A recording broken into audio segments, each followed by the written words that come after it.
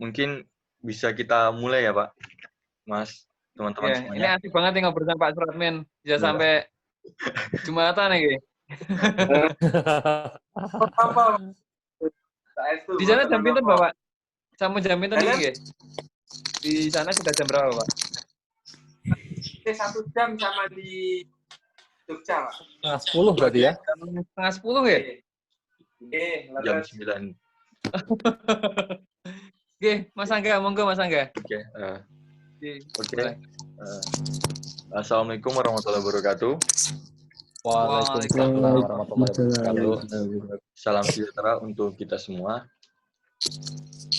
Saya ucapkan terima kasih banyak kepada Mas Erwan yang sudah datang yang sudah hadir untuk memberikan materi nanti kepada kami semua dan terutama untuk kepada mitra kami, Pak Suratmin, dan kami juga mengucap terima kasih banyak kepada Pak Suratmin karena sudah hadir, Pak.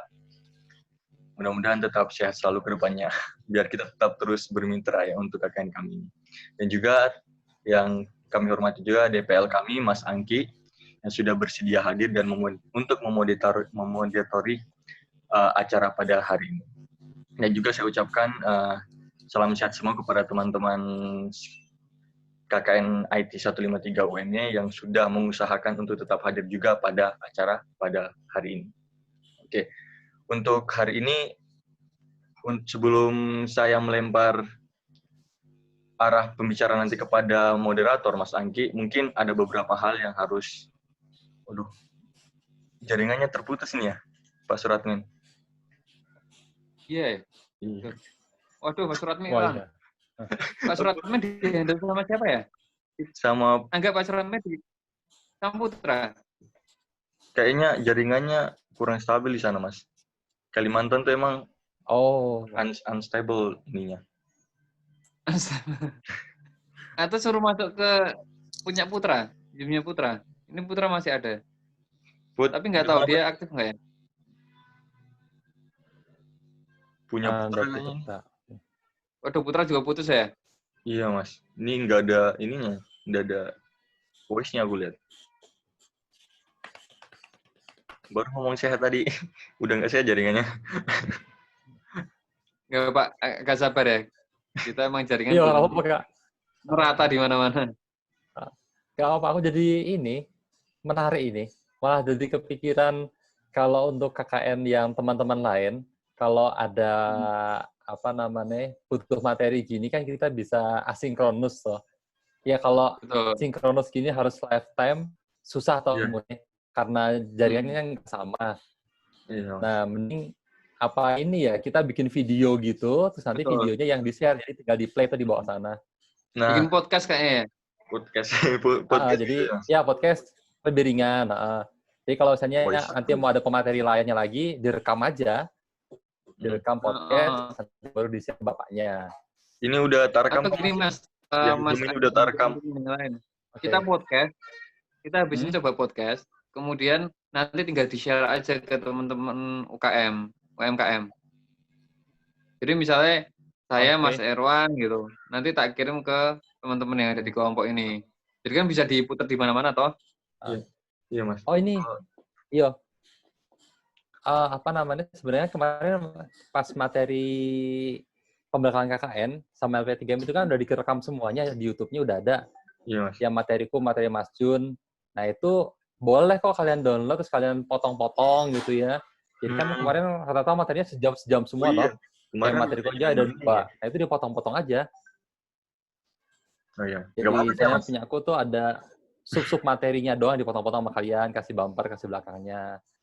Nanti tinggal di-customize sesuai kebutuhan teman-teman. Itu nggak apa-apa kan, Mas? Maksudnya diambil. Nggak apa-apa. Memang itu kan diupload di YouTube toh, udah konsumsi publik. Lagian kalian kan peserta KKN. Manfaatkan aja, nggak apa-apa. Takutnya kami motong-motong sembarang video LP3M ini. Apa-apa. Nggak apa-apa. Karena kebutuhan itu malah justru menurutku sih secara branding UMB itu bagus sih kalau teman-teman kan akan mempromosikan UMB itu. Materinya sama dipotong-potong juga, sebar lagi. Efeknya positif sih untuk UMB dan citra UMB-nya. Iya. Kan buat mahasiswa juga, kebutuhan kalian juga. Ini Pak Suratun B. Waduh. Lagi di ini dulu, Mas. Ya nanti jadi plan B aja. Kalau misalnya memang susah toh, nggak usah dipaksain, nggak apa-apa. Terus nanti kita kirimin. Aku share di sini. Aku sama Mas Angki kita direkam bareng-bareng. Terus kita share di sini direkam. Nanti rekamannya baru dikirim pas di play di sana. Okay. Ini lagi record ini Mas. Sama Mas udah record dari awal tadi. Oke, siap. Ada yang bisa ngedit video toh? Ya, Mas. Nanti Mas Angki bisa ngajarin pakai KineMaster. Simple. Biasanya pakai Premiere Pro, Mas. Waduh. Premiere aku juga pakai di rumah, tapi lama. Itu levelnya Mas Angki itu. Kita pakainya gadget aja sekarang. Oh, kalau saya teman-teman ada pelatihan ini nggak? Ada pelatihan editing nggak? Ada, Mas. Ada, Mas, ada. Oke. Pakai apa? Canva kalau untuk ini ya. Untuk apa? Videonya itu Pak InShoot ya? InShoot kan? Serak. Dian, Aldi. KineMaster juga enak sih. Bisa, Mas. Cuman KineMaster itu Mas kalau nggak premium ini ya, ada logonya tuh. Itu yang iya, ada watermarknya. Itu yang mengganggu tuh. Jadi males biasa kalau pakai KineMaster tuh. Kalau Filmorago lumayan. Iya. Filmorago lumayan, cuma di Indomaret bisa Mas dilangin. Dilangin di Indomaret bisa Mas. Di mana? Dilangin di Indomaret. Beli vouchernya 55.000 sebulan hilang. Caranya itu bayar lagi Mas ya, premiumnya itu, aduh. Iya. Tapi lumayan kok. Apa namanya, kalau misalnya dirimu bikin video, udah mulai aktif di Instagram, ada yang endorse gitu kan, satu kali endorse 100.000, voucher 55.000. Sebulan bisa berapa endorsean itu? Itu beralih jadi selebgram Mas kayak gitu. Iya, selebgram lokal aja dulu kelas UMY. Sekarang tuh 100.000-an aja per posting. Artis TikTok lagi Mas. Udah kerja di media sosial banyak ini. Nggak usah nunggu lulus ya Mas ya? Iya. Siapa ini? Tribun, belum bisa ya? Walah, oke. Atau gimana? Atau kita ngobrol, nanti tinggal dikirim aja, Po. Jadi ini di-record, Mas Irwan ngomong, nanti terus dikirim aja ke Pak Suratmin. Daripada kita nungguan, ya bedanya cuma nggak bisa interaktif aja sih. Nanti ketika Pak Suratmin mau nanya, itu bisa melalui teman-teman, ditanyakan aja ke kami gitu. Ya Mas Irwan ya? Iya, boleh. Gimana Mas Angga? Kita ambil plan B aja. Jadi kita nge-record, kemudian kita kirim ke Bapak. Bisa gitu Mas Irwan? Boleh. Boleh Mas, aman. Oke, kalau gitu langsung dilempar ke saya aja ya Mas Angga ya. Oke, Mas. Jadi nggak formal ini jadinya. Oke, saya lemparkan untuk Mas Angki untuk selanjutnya. Iya. Oke, terima kasih Mas Angga sebagai host. Terima kasih juga Mas Irwan Cudi Wijaya yang sudah berkenan hadir untuk mengisi materi pada pagi hari ini. Terima kasih juga teman-teman KKN, Mbak Dian Permata, Mas Angga, Mbak Isra, sama Mas Adi. Ini kita kehilangan Mas Putra sama... Udah ya, Mas Putra aja ya? Mas Putra. Oke. Saya sebelumnya mau memperkenalkan dulu gitu. Mas Irwan Cudi Wijaya, MBA, MA. Mas Irwan adalah dosen komunikasi pemasaran dengan spesialisasi advertising. Pendidikan S1-nya diselesaikan di Komunikasi Massa Universitas 11 Maret Purwakarta pada tahun 2004.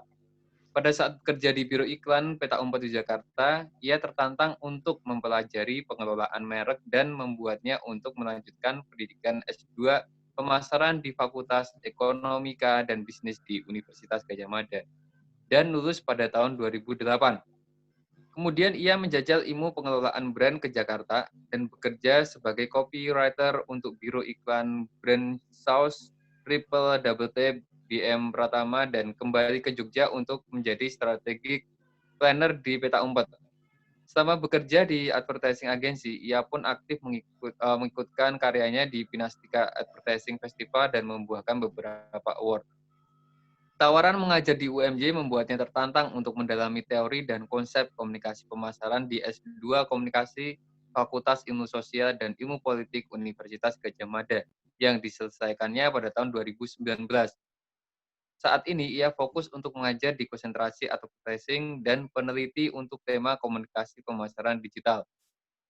Untuk mengembangkan kajian iklan dengan kearifan lokal, sejak tahun 2012, ia dan teman-teman kerja iklan di Yogyakarta mengelola kelompok belajar bikin iklan otak-atik otak yang terbuka untuk umum.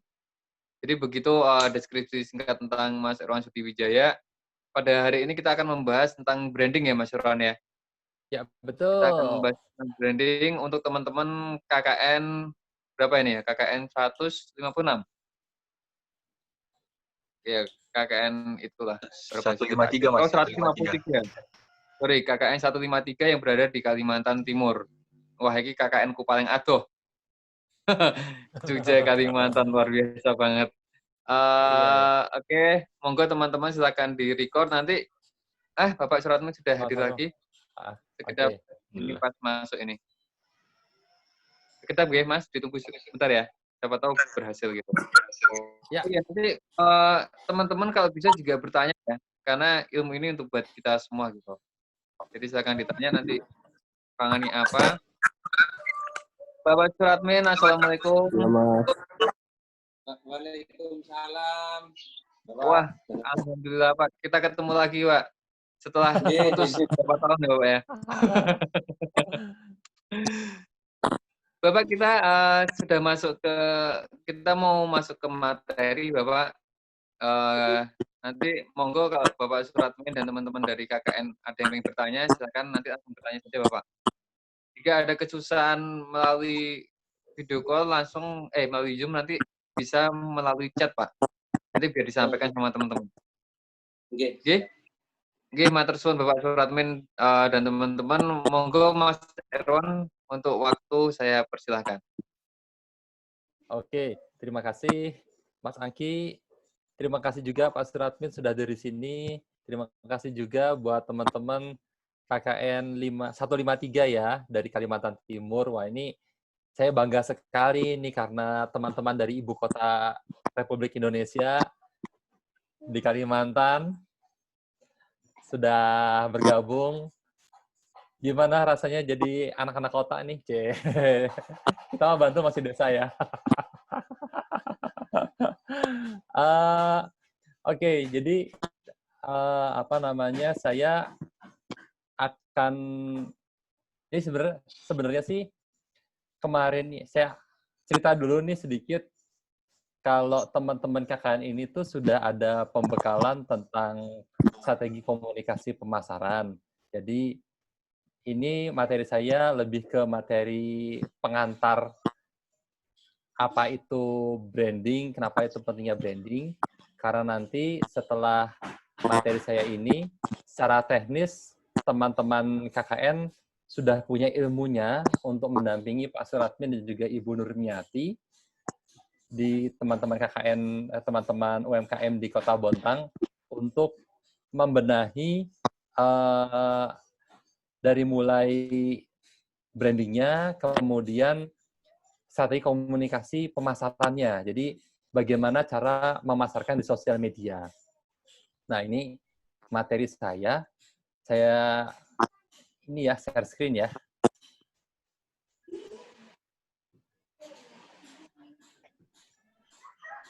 Ya, sudah keluar? Oke. Udah, Mas. Oke, ya, keluar. Aman. Siap-siap. Udah, Mas. Nah, udah full screen ya?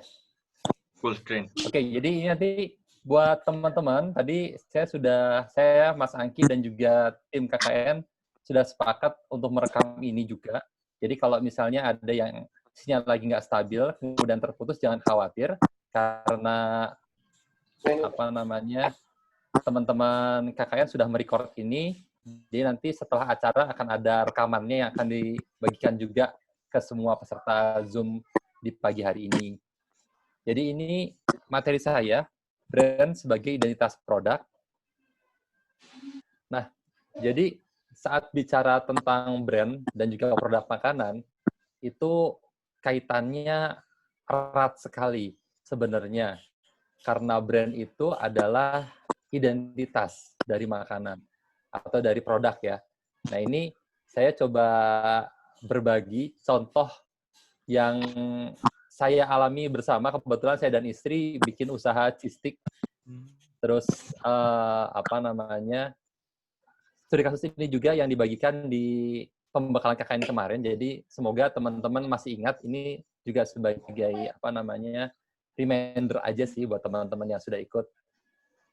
Jadi gitu ya Pak Seratin, ini saya share usaha yang sedang saya lakukan bersama istri. Nah ini hal pertama yang saya pikirkan adalah bagaimana membuat brand bagi cheese stick saya. Nah, terus hal kedua, saya kemudian coba melihat nih, cheese stick saya itu, saya coba membayangkan, cheese stick saya itu saat nanti akan dibeli oleh pembeli, itu mereka akan mendapatkan alternatif banyak sekali produk. Jadi sederhananya, saat pembeli lagi butuh cheese stick, dia akan mencarinya di Instagram, di search box-nya itu, kemudian banyak sekali muncul produk cheese stick. Atau saat secara fisik, dia datang ke toko oleh-oleh, lihat cheese stick, ada banyak sekali cheese stick mereknya di situ. Dan di antara 10 produk cheese stick itu, produk saya nyempil satu di tengahnya. Makanya saya harus tapak berbeda dibanding yang lain. Identitas dari produk saya harus ada nih, biar saya terlihat oleh konsumen. Dan konsumen atau pembeli saya itu jadi harus punya alasan juga, kenapa milih saya, kenapa nggak milih cheese stick yang lain. Jadi sebelum saya mulai untuk membuat identitas cheese stick-nya, saya coba gali dulu siapa kompetitor saya, yaitu cheese stick yang sudah ada di pasaran. Nah ini, saya coba gali, saya punya pesaing siapa aja sih cheese stick itu. Nah ini yang pertama, ada namanya cheese stick dan juga Himiko. Di sini dia bilangnya cheese-nya yang ditebalkan. Oke, berarti Himiko dan cheese stick ini dia menjual cheese stick yang keju banget. Pesan yang dia sampaikan di kemasannya itu keju banget. Jadi alasan orang untuk membeli produk ini adalah sangat keju. Sekali lagi yang kedua. Nah ini, ada cheese stick pandemi. Jadi menariknya itu usaha makanan yang saya perhatikan kalau di sekeliling saya di Kota Bantul, itu banyak sekali orang-orang yang kemudian dirumahkan, tidak lagi bekerja, terus di rumah dia mencoba untuk bertahan hidup dengan membuat makanan dan dijual ke tetangga-tetangganya. Nah, salah satunya sistem pandemi ini. Nah, kalau saya lihat, apa sih yang membedakan sistem pandemi dibanding sama yang lain? Oh, dia itu rapi. Bayangkan saja di sini kita lihat sistemnya itu kan biasanya bentuknya tidak beraturan. Nah, ini dia bisa buat panjang-panjang, entah dicetak atau digoreng pelan-pelan, tapi di sini bentuknya bisa rapi. Jadi keunggulan dia dibanding yang lain, itu rapi. Nah, yang ketiga, ini ada cheese stick dengan kemasan WFH. Jadi kalau saya baca di keterangan posting Instagramnya, dia bikin kemasan dalam ukuran plastik yang tidak begitu besar, yang diperuntukkan untuk sekali cemilan. Jadi saat orang sedang bekerja di rumah, sekali bekerja, nyemil 2 jam, habis. Kemasannya kecil-kecil. Jadi kalau di sini, yang membedakan yang pertama tadi keju banget, yang kedua kemudian rapi, yang ketiga kemasannya sekali makan habis. Jadi kalau ini saya melihat, dia itu membuat kemasan ini setelah memperhatikan perilaku dari pembelinya. Oh, pembelinya suka kerja di rumah sambil nyemil. Nah, sekali kan cheese stick ini kan rawan melempem ya, jadi sekali buka ukuran kecil habis sudah. Karena tadi saat dia disimpan lagi, ditutup lagi berisiko melempem. Terus kemudian di sini ada cheese stick yang keju banget. Jadi di sini positioningnya hampir sama seperti yang pertama tadi. Di sini ada lili pali, cheese stick sama WS. Nah, bedanya sama yang pertama tadi cheese stick cheese-nya saja yang dibesarkan. Kalau di sini kata kejunya bahkan di Lili Pali ditulis original keju craft. Kemudian yang cheese stick cita rasa keju asli. Pembedanya dia itu dimunculkan dalam bentuk slogan atau tagline. Jadi saat orang membaca mereknya, oh ini produknya cheese stick Lili Pali. Apa sih dia membedakan sama yang lain? Oh dia tuh kejunya original. Nah ini fungsi slogan di sini menjadi alasan bagi pembeli untuk membeli, oke, aku pengen nyobain cheese stick yang keju banget nih, ini.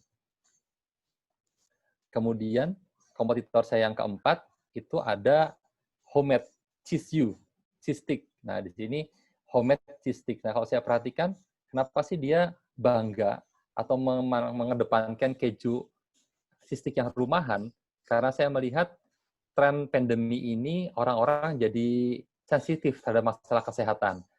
Dari mulai minuman, saya lihat di Jogja sendiri, wedang uwuh, jahe, itu permintaannya meningkat.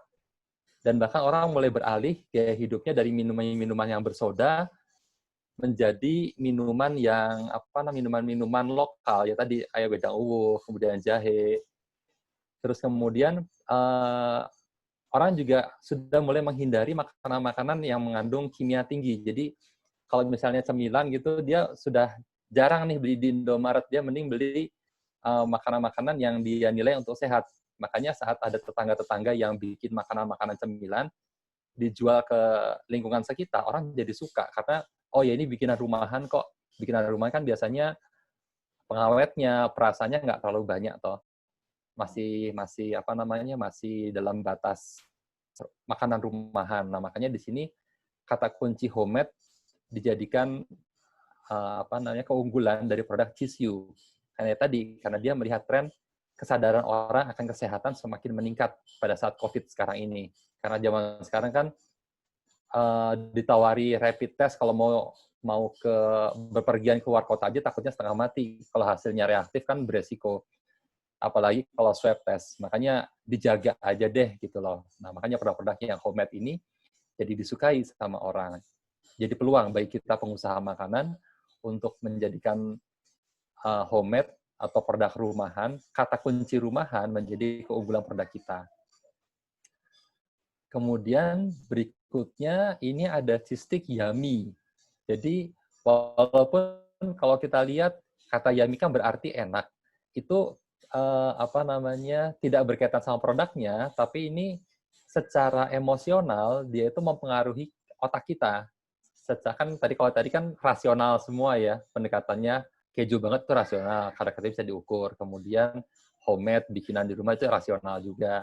Kalau yummy ini pendekatannya emosional. Jadi kita akan terpengaruh, oh ya ini enak. Terus kemudian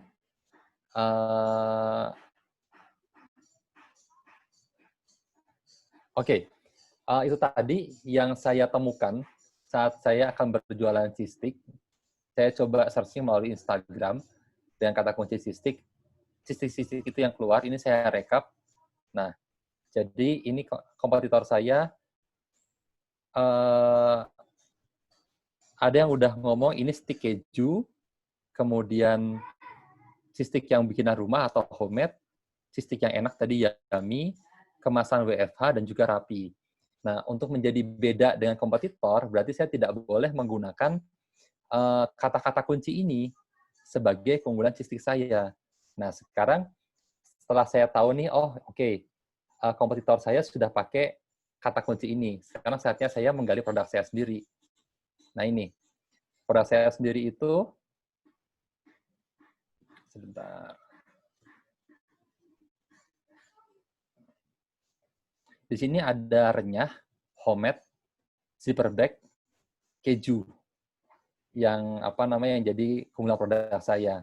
Dan kalau diperhatikan di sini ada homemade buatan rumahan, maka saya nggak boleh pakai kata kunci homemade. Walaupun kata produk saya juga buatan rumahan, tapi jangan saya komunikasikan karena nanti orang akan bingung. Dan biasanya produk yang pertama kali keluar, kayak misalnya deh kita lihat di produk air minum gitu ya. Yang namanya Aqua, itu kan produk pertama kali air minum dalam kemasan. Nah, saat sekarang ada produk yang lain tetap disebut Aqua. Jadi akan sangat beresiko kalau kita punya produk yang menggunakan kata kunci yang sama seperti produk pendahulu, karena orang akan ingatnya produk yang pertama kali. Terus yang kedua, di sini ada keju banget. Nah, walaupun produkku juga ada kejunya, saya nggak boleh menggunakan keju itu sebagai keunggulan merek saya, karena itu sudah diklaim oleh kompetitor yang pertama. Makanya di sini masih ada renyah zipper bag. Yang pojok ini saya nggak kelihatan, jadi nggak kebaca. Nah, di sini kemudian saya pilih renyah, karena renyah belum dipakai oleh kompetitor. Walaupun produk mereka sama-sama renyah, tapi mereka belum klaim. Makanya saya klaim di di produk saya.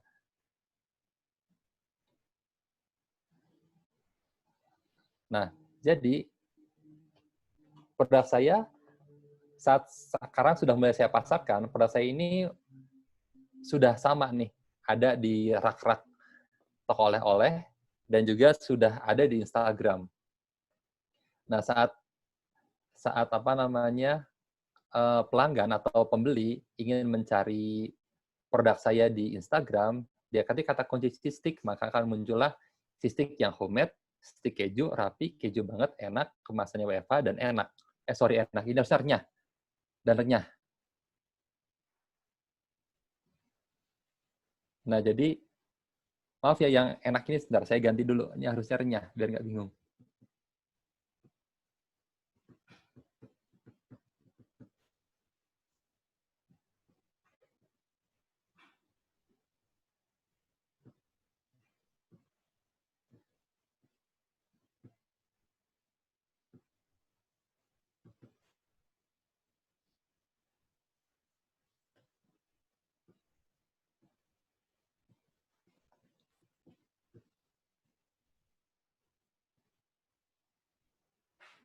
Nah, ini.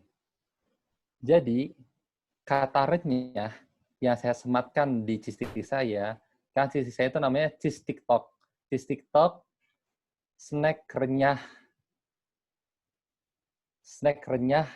namanya itu,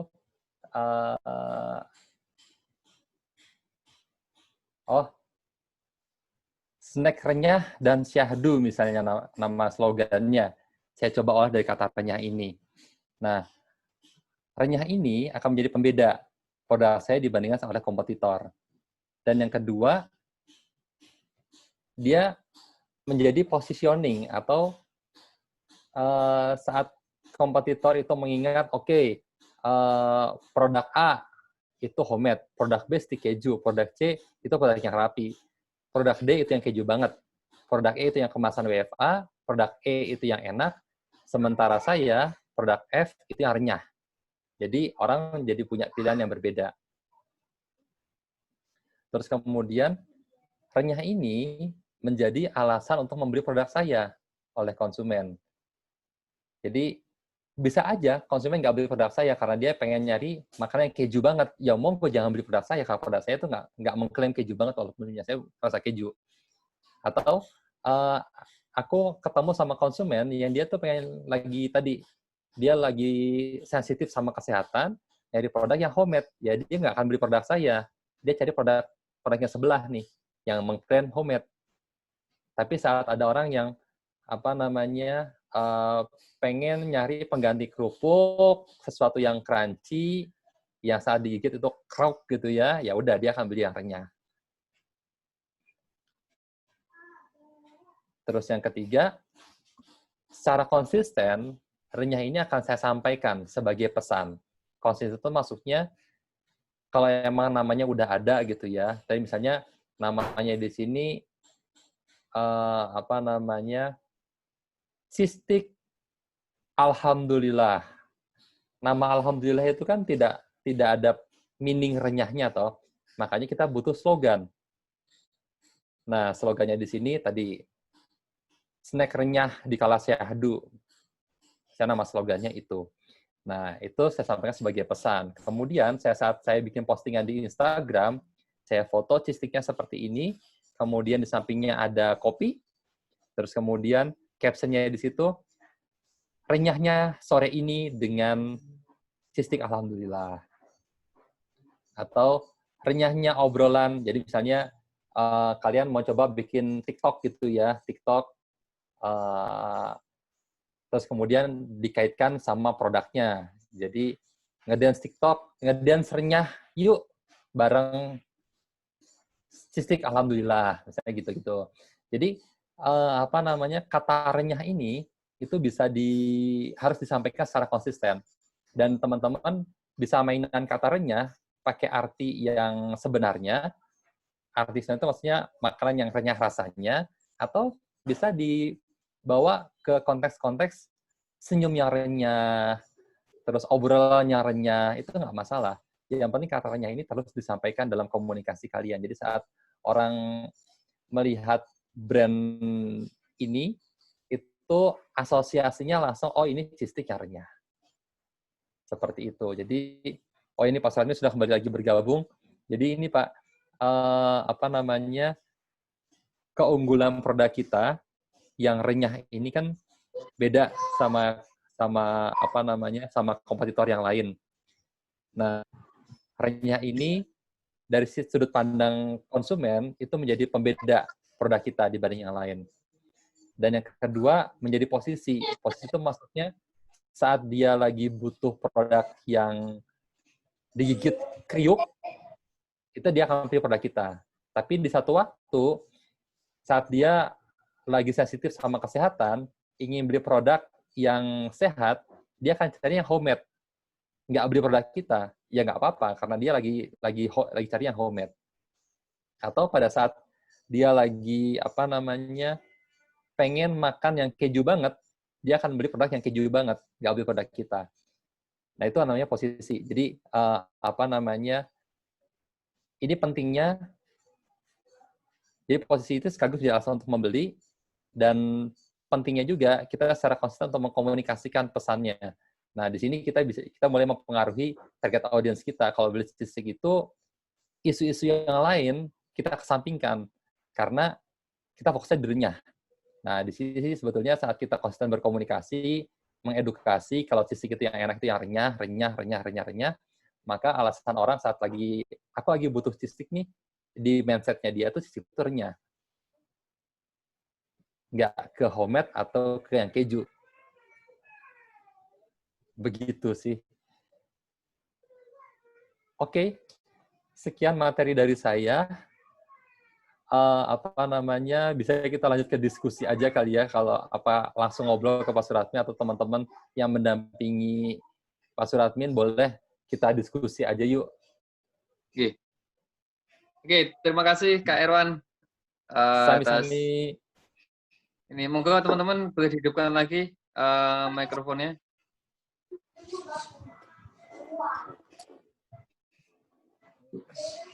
Mas Angga juga boleh dihidupkan, nggih. Bapak Suratmin? Nggih. Alhamdulillah masih terdengar ya Bapak, nggih. Oh, ada Mas Putra juga. Masih Pak, masih bersama. Kaosmu keren Putra. Yang pakai kaos cuma Putra doang, yang lain nggak pakai. Belum ada. Oke, monggo. Bapak kalau bisa ada pertanyaan atau teman-teman lain juga monggo langsung disampaikan mawon.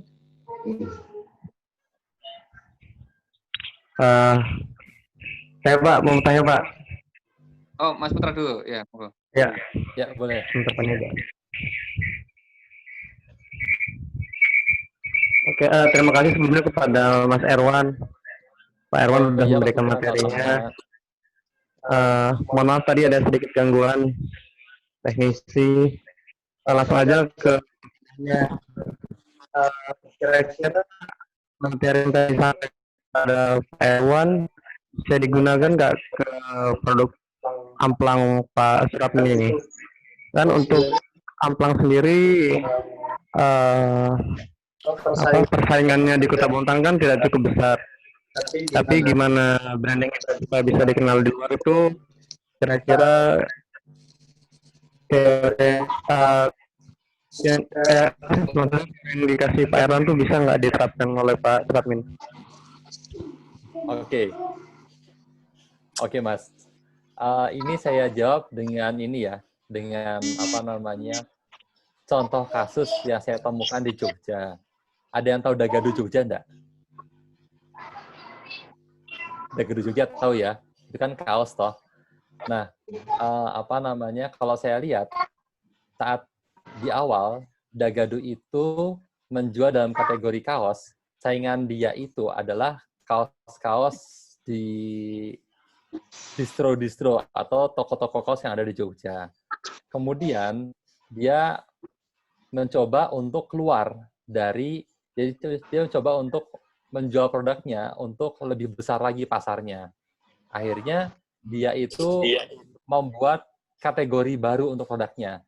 Dia tidak menjual kaosnya itu sebagai kaos yang dipakai harian, tapi dia posisikan kaosnya sebagai oleh-oleh. Jadi pesaing, kalau saya lihat saat dia itu menjual kaosnya sebagai oleh-oleh, dia mengkategorikan produknya sebagai oleh-oleh, dan pesaingnya dia bukan lagi kaos, bukan lagi Starcross, produk kaos Starcross atau produk-produk kaos lainnya, tapi pesaingnya dia adalah bakpia patok, Yangko, sebagai oleh-oleh dari Jogja. Dan sekarang pasarnya dia tidak hanya orang yang ingin beli kaos untuk harian, tapi yang beli kaos kategorinya justru wisatawan yang datang ke Jogja, beli kaos Dagadu. Dan menariknya di sini kan kaos itu kan kalau kita beli untuk kita sendiri sekali pakai bisa tahunan ya, kaos itu untuk rusak.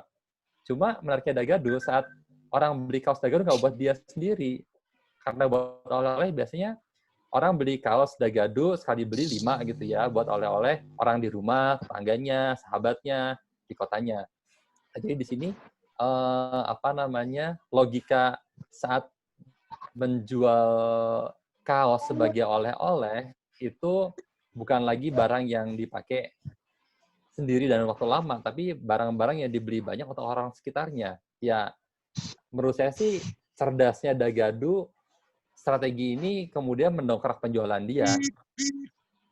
Nah, walaupun efek negatifnya saat dia terlalu kuat untuk diposisikan sebagai oleh-oleh, orang Jogja sendiri udah nggak ada yang pakai Dagadu. Karena itu nganggapnya, lah aku di Jogja kenapa harus pakai baju oleh-oleh gitu. Sama juga ini kasusnya seperti bakpia. Saking kuatnya positioningnya sebagai oleh-oleh, nggak ada kalau datang pengajian di Jogja, datang acara arisan, disuguhi bakpia tuh nggak ada.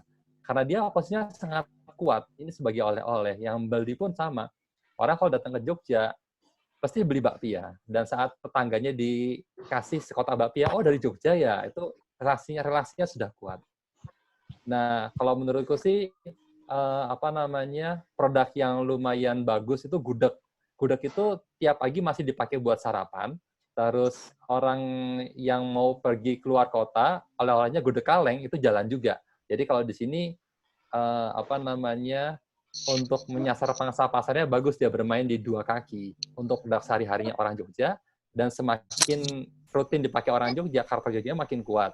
Nah, orang wisatawan akan beli gudeg tadi sebagai cenderamata dari Jogja untuk dibawa ke kotanya. Jadi kalau menurut saya sih strategi tadi bisa Mas diaplikasikan di Amplang. Nah, kalau untuk memperbesar pangsa pasarnya untuk luar kota, saran saya sih lebih baik diposisionikan sebagai oleh-oleh.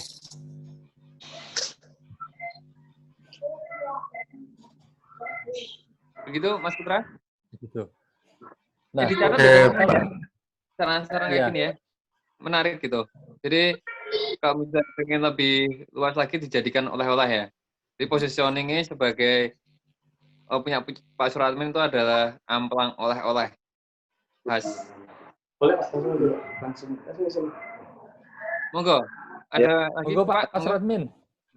Assalamualaikum warahmatullahi wabarakatuh. Waalaikumsalam warahmatullahi wabarakatuh. Ini mau nanya Pak Irwan, Gini, karena Pak. di Bontang kan terkenal dengan amplang. Nah, contoh kan Ya, seperti betul. ini. Wah.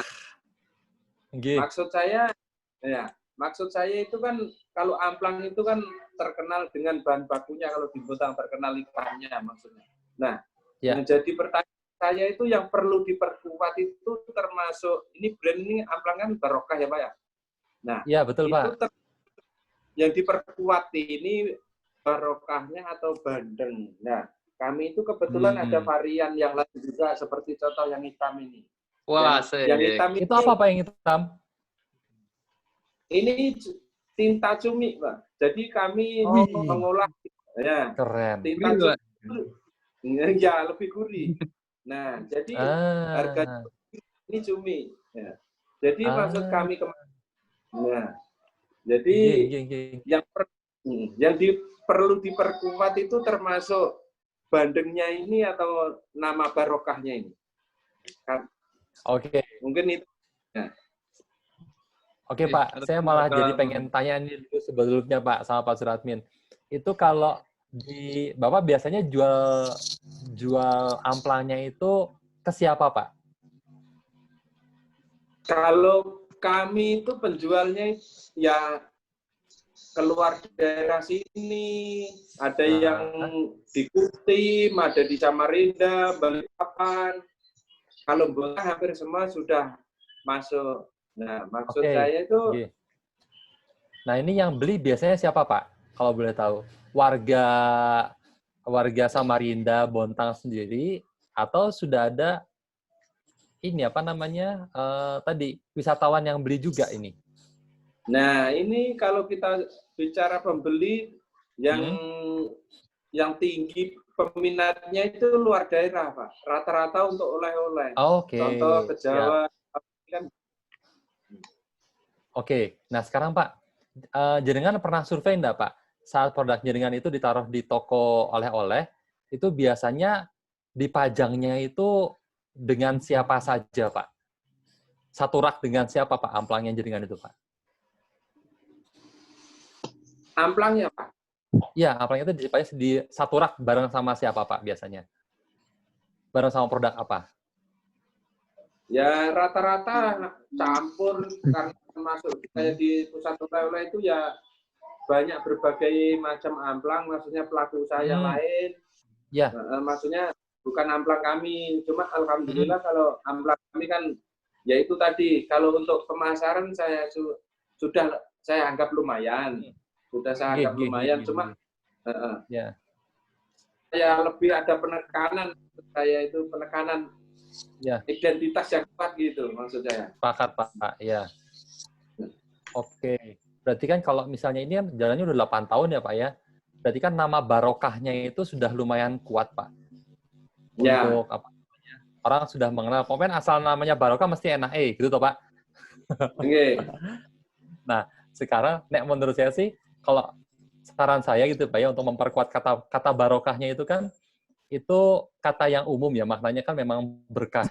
Nah, lebih baik dikaitkan barokahnya itu dengan amplang. Amplangnya ini rasa apa? Makanya saran saya sih bisa dibuatkan tambahan slogan, Pak. Slogan di bawah kata barokahnya. Yang itu untuk menjelaskan saat ada orang baru melihat barokah. Ini teleponnya bisa diangkat dulu. Oke, udah. Jadi fungsinya diberikan fungsinya slogan yang menjelaskan barokah ini produk apa. Nah, saat produknya apa tadi kan jadi kan udah punya 2 keunggulan, ada rasa bandeng dan cumi. Nah ini apa namanya Pak? Kita perlu survei nih Pak. Tadi coba jenengan foto-foto saat ke toko-toko oleh-oleh, itu amplang-amplang yang lain dia tuh sudah mengklaim apa Pak, renyah atau gurih. Nah, kata-kata itu tuh coba dikumpulkan dulu dari amplang-amplang yang jadi kompetitornya jenengan. Jadi tugas kita nanti itu biar saat dipajang di rak, amplang barokah ini tuh menonjol dibanding yang lain.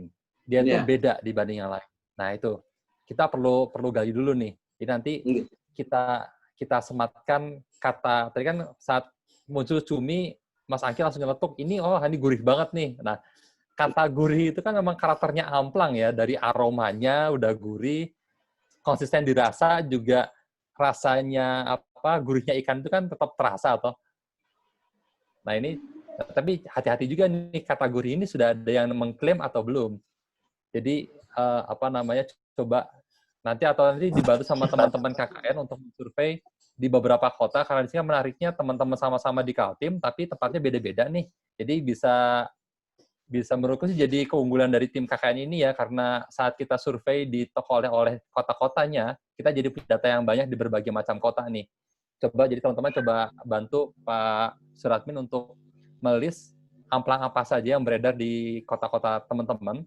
Terus kemudian coba di foto-fotoin kemasannya, mereka sudah mengklaim kata-kata apa, slogannya. Nanti coba dipetakan, kemudian dicek produknya Pak Suratmin sendiri, dicoba dirasain. Nah, semua karakter produknya, bahan bagus segala macam, yang belum diklaim sama kompetitor, itu bisa kita klaim. Nah, ini nanti kemudian yang kita jadikan keunggulan dibanding yang lain, karena ini harus tampak menonjol sih dibanding ininya. Jadi kalau saya tadi Pak, membuat slogan aja sih Pak. Kalau dari namanya Barokah jangan dirubah Pak. Karena tadi 8 tahun orang udah kenal. Bahkan biasanya kan namanya karakter produk itu kan sering merekomendasikan toh. Saat saya dari Jogja mau main ke Samarinda, terus saya cerita sama temannya orang Samarinda gitu ya. Aku kalau mau Samarinda oleh-olehnya apa nih? Udah pergi aja deh ke toko oleh-oleh, cari yang namanya Barokah, itu pasti enak. Ya sudah toh. Saya biasanya sebagai orang yang nyari orang baru mesti percaya aja. Jadi kalau untuk nama Barokah, lebih baik pertahankan saja, tambahkan slogan Mawon Pak, yang tadi fungsinya untuk memperkuat karakter. Nah nanti kalau misalnya sudah kuat, sudah ketemu karakternya, misalnya nih kata gurih gitu ya, nanti gurih ini yang secara konsisten dikomunikasikan, kalau misalnya dengan bikin akun di sosial media misalnya, itu kata kuncinya gurih. Terus kalaupun bikin plang di depan rumah gitu ya, itu juga kategorinya lebih besar juga. Jadi amplang, oke tahu, terus kemudian ini gurih. Gitu sih Pak. Oke, terima kasih Pak Irwan. Iya Pak. Lanjut. Oke, matur nuwun. Sami. Mas Irwan dan Pak Suratmin nggih. Pripun Bapak? Ada lagi? Kalau masih ada Bapak, monggo saged. Pak, saya jadi penasaran nih Pak. Kalau di amplang jenengan Pak. Iya bener Pak. Ada ini nggak Pak, saat produksi gitu Pak ya. Itu ada cerita yang gini Pak, kenapa sih Pak dikasih nama Barokah Pak? Ada cerita di balik itu nggak sih Pak? Kan 8 tahun dengan nama konsisten gitu loh. Kalau kita bicara nama Barokah itu kan ya bahasa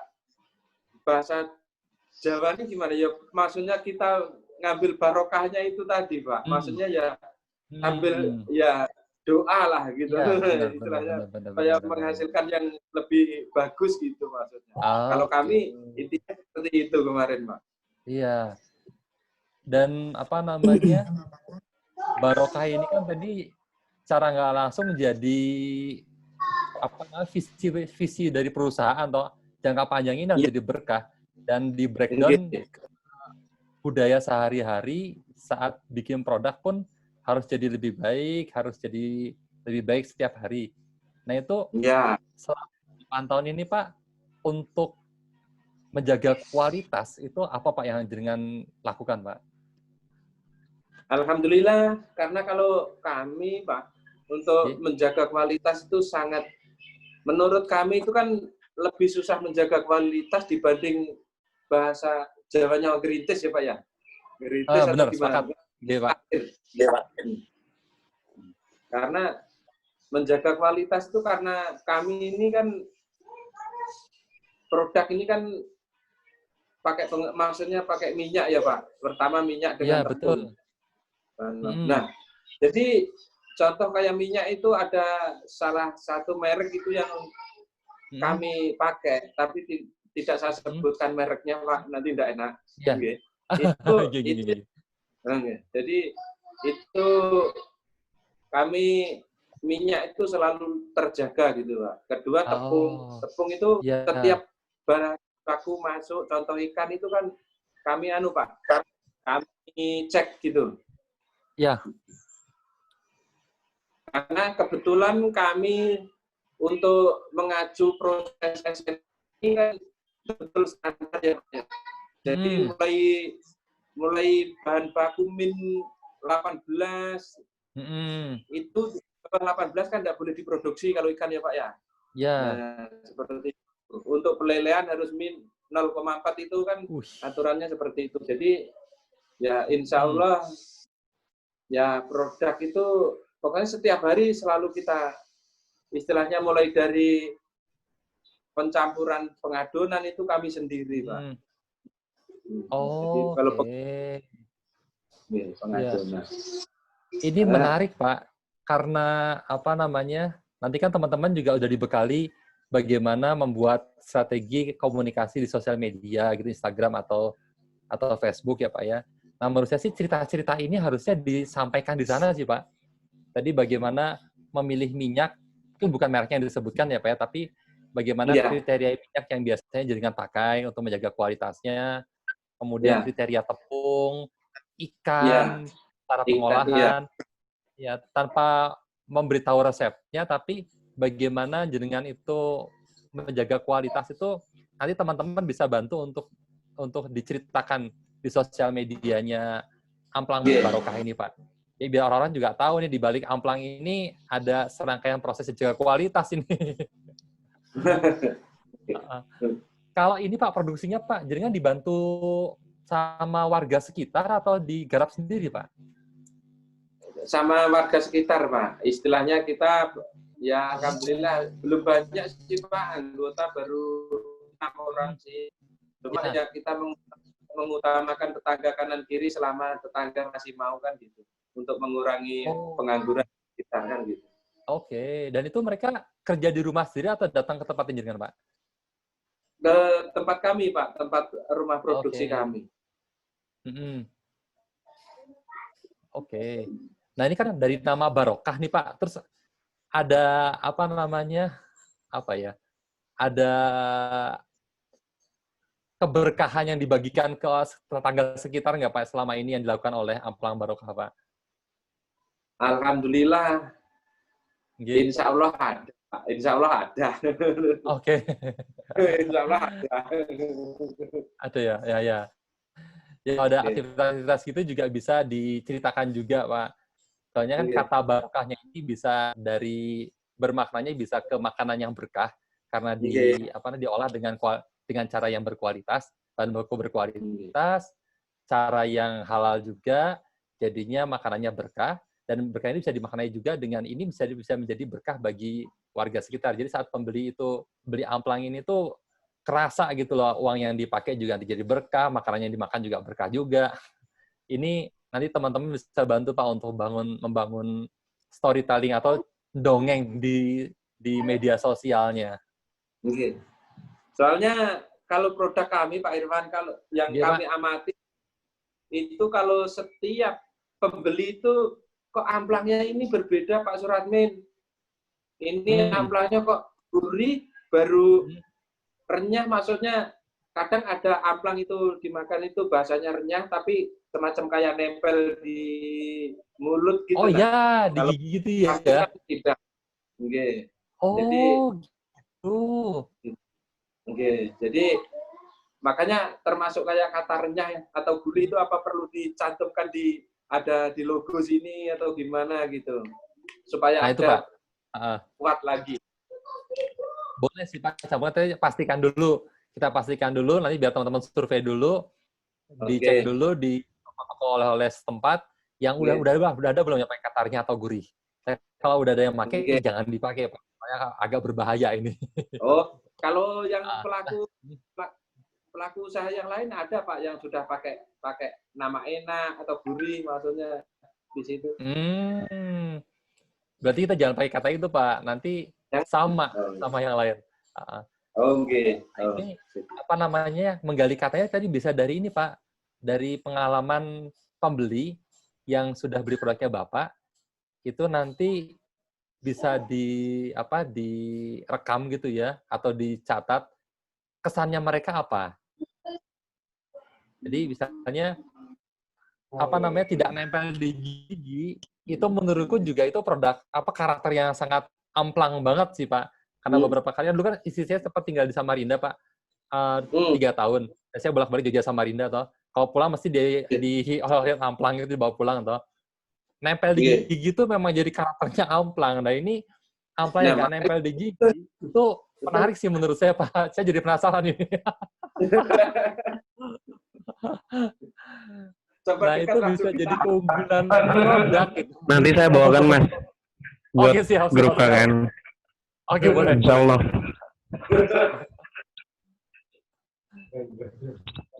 Oke, dilanjut yang lain Mas.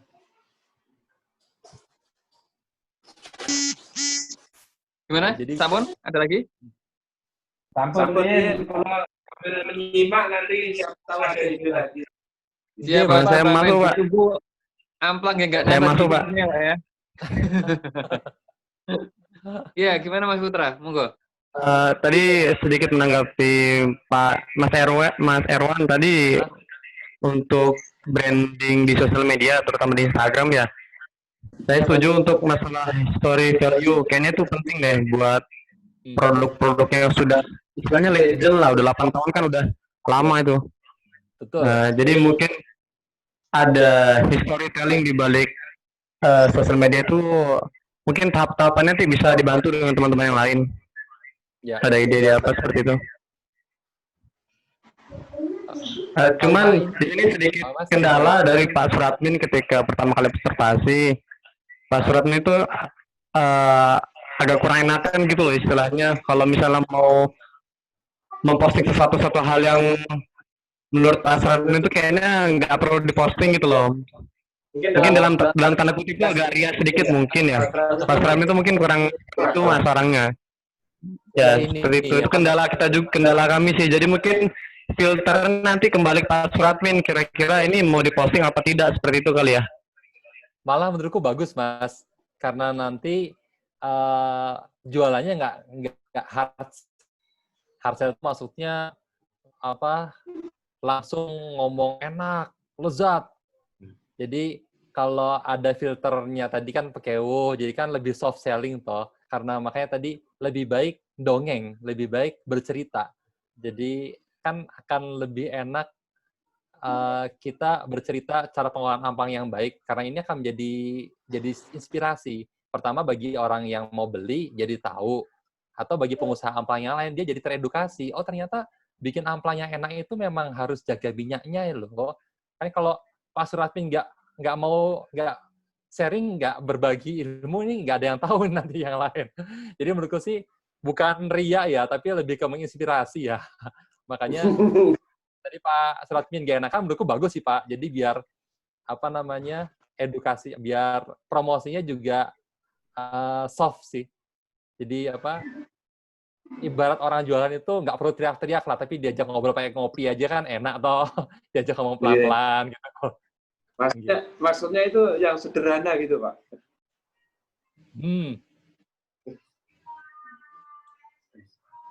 Iya, sederhana biar komunikasinya juga, pesannya juga langsung ditangkap ya Pak ya, nggak banyak, nggak ribet, bener.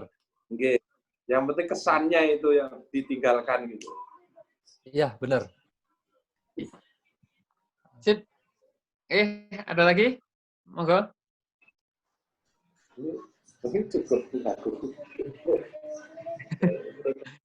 Ya Bapak Suratmin kan membawa ini ya, pribadi Jawa kan ngomongnya sungkanan nggih Bapak nggih. Nggih. Nggih sami Bapak. Jawa biasanya kayak gitu Bapak. Tapi mungkin kalau untuk mengedukasi nggak apa-apa Pak. Jadi misalnya ya kayak tadi Mas Erwan bilang, kita menggunakan minyak yang bagus biar rasanya tetap gurih sebagainya gitu, menurut saya itu nggak apa-apa Kak. Karena masuknya ke ranah edukasi toh. Jadi biar orang lain juga tahu cara bikin amplang biar nggak nempel di gigi Pak. Oke, monggo. Ada lagi mungkin dari Mas Mbak lainnya? Atau Mas Erwan ada tambahan? Ini sih, tadi cerita testimoni, jadi kesan dari pelanggan yang sudah mencoba produknya Pak Suratmin itu juga bagus jadi materi promosi karena orang lebih percaya kan pernyataan dari pembeli yang lain daripada dari penjual. Jadi bisa direkam juga itu, direkam video gitu ya yang kalau dari teman-teman sendiri, kalian sebagai buzzernya Pak Suratmin lah. Kalian coba amplanya Pak Suratmin, terus kalian bikin video juga untuk mendukung proyeknya Pak Suratmin. Testimoninya kalian aja. Ini rasanya apa? Ini apa Pak Suratmin sudah saya coba, rasanya apa? Di post di sosial media, teman-teman. Sepertinya Pak Suratminnya keluar nih, Mas. Jadi apa? Iya, nggak apa-apa kan udah rekam toh? Bisa iya, apa? Lagi juga udah mau selesai kan? Iya. Materi juga udah aman. Gimana? Ada lagi, Mas? Jadi ini ya, Mas Angga dan teman-teman mungkin soal testimoni tadi, kemudian apa itu bisa jadi materi teman-teman nanti ketika di promosi Instagram. Oh ya, Instagramnya udah ada ya? Instagram Tutulannya? Belum, ini baru mau di apa? Ya, mulai dibikin ya, karena udah 1 minggu ya? Iya. Yes. Sama teman-teman ini aja explore aja nggak apa-apa. Jadi misalnya mau dibikin TikTok-nya juga nggak masalah, Mas. Kan ini apa namanya testimoni pelanggan. Jadi brandnya Pak Suratmin. Jadi itu tidak mempengaruhi brandnya Pak Suratmin karena kalian yang bikin toh. Dibikin TikTok-nya boleh, mau dibikin story dengan filter macam-macam silakan. Karena kan atas nama kalian yang mengekspresikan enak brandnya Pak Suratmin. Mesti kalian punya TikTok deh. Punya lah, sama aku juga punya, kita kan alay.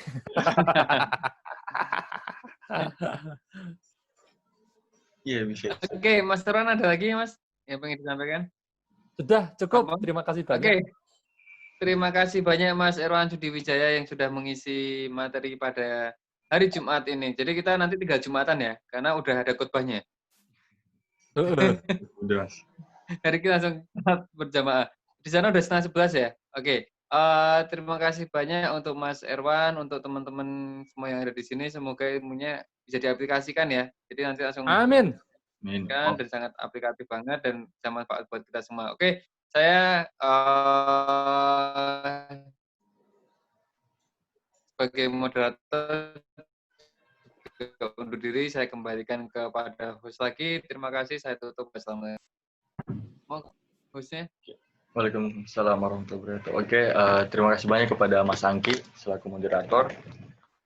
Oke, ini mungkin di penghujung acara ya Mas. Karena tadi materi sudah disampaikan, tanya jawab sudah selesai, dan kami pun juga sudah menangkap beberapa hal penting yang mungkin bisa kami implementasikan nanti kepada mitra. Nah, dan teman-teman, saya rasa juga sangat menyimak, dan untuk ilmunya juga, jujur tadi menarik juga ya, branding-branding itu. Ini mungkin yang mau merintis usaha bisa mulai dari tadi itu, yang dibilang oleh Mas Erwan sendiri. Oke, saya rasa cukup ya Mas, teman-teman. Oke, tadi mau personal branding juga boleh kok. Iya Mas. Nggak punya barang mau jualan diri juga bisa. Nah, iya. Dia mau menjual diri loh.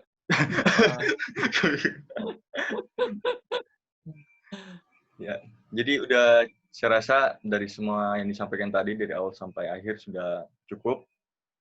Terima kasih. Jadi kami dari tim KKN IT 153 berterima kasih kepada Mas Erwan Mas atas kedatangannya untuk materinya. Semoga menjadi barokah juga ya. Bukan hanya amin ya Allah.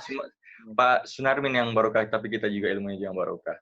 Dan juga kepada Mas Anggi yang sudah menjadi moderator dan DPL kami. Sama-sama, Mas. Dan juga teman-teman juga.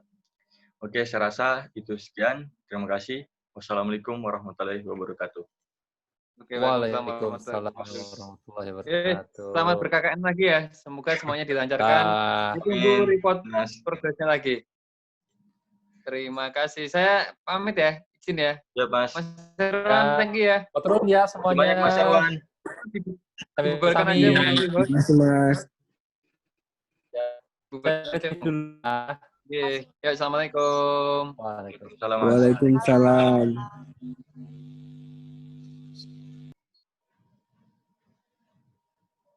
Gimana nih?